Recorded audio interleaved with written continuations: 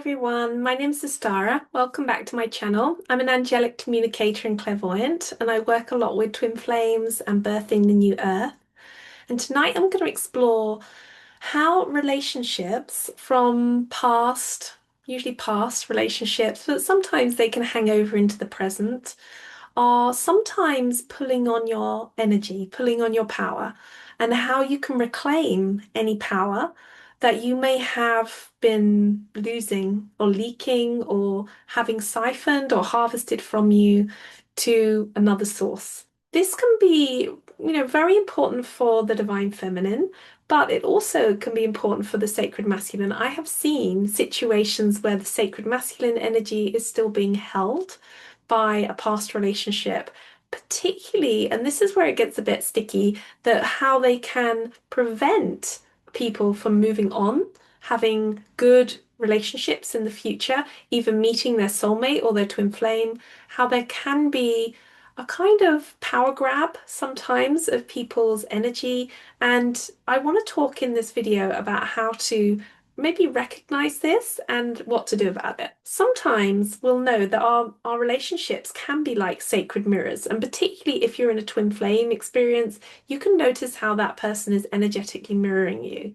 But sometimes when relationships aren't particularly healthy, and there can be all sorts of reasons why, we can look at karmic relationships, we can understand past lives, we can understand particular energy dynamics.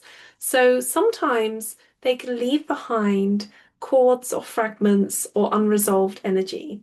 And I also want to say here that sometimes past lovers can leave energetic imprints on you, and also they can leave a hook or something, some like an energetic cord where they're siphoning your energy.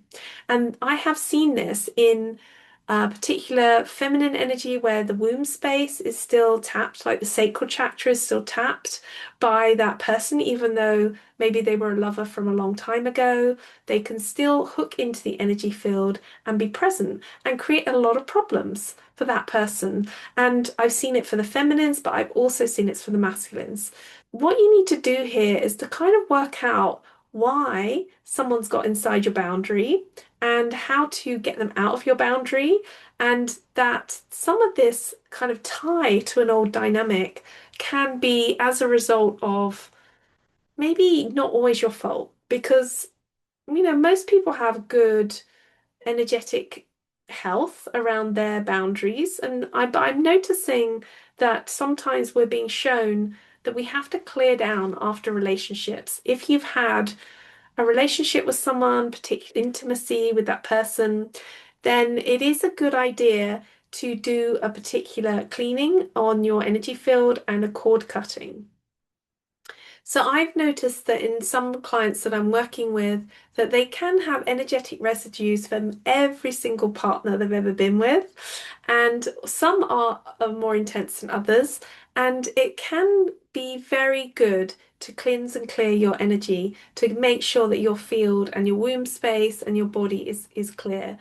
Now, I was told that if you have intimacy with a partner, then they can remain in your body, like in your energy body, and also in your physical body for up to 3 years. And I don't want to freak anyone out here, but I've heard that there's even DNA found in different parts of people's bodies, like from having a sexual, intimacy with someone.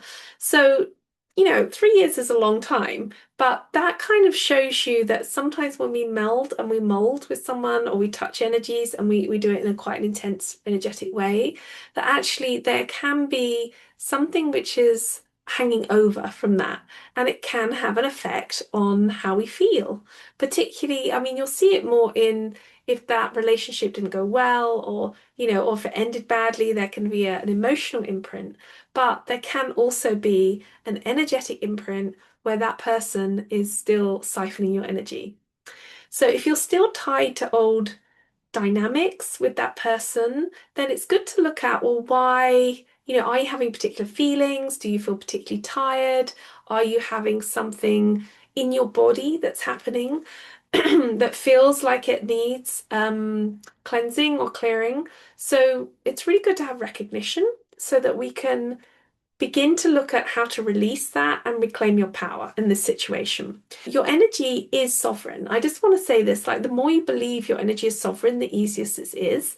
And your boundaries are very protected. And if your boundaries have been violated, then often you need to learn how to feel safe in your body again, but also how to protect yourself again. We learn that through all sorts of psychological techniques, don't we? So if somebody didn't make us feel good, then we kind of learn, or we won't do that again. There can be an energetic residue, so which you don't really want to be carrying around with you that's affecting your peace. So I want you to firstly kind of realize that this could be true. And what I would usually do is an energetic body scan with this. I would start like maybe above my head and go down, energetically scanning through my chakras, through my body, looking for areas of tension. It depends how you experience the scan. Sometimes I see color, and so I see areas which have color, or I see feel areas that are particularly tense or numb, and just become aware of them.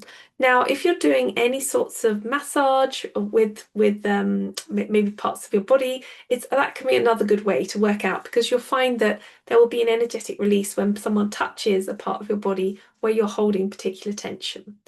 And the other thing I would suggest here is that if you are releasing a person, that you even write their name down on a piece of paper, you maybe put it in the fire, with love, obviously, and to say that this person is no longer connected to me, and I release all energy residue that was in this situation, and I call back my power from this situation.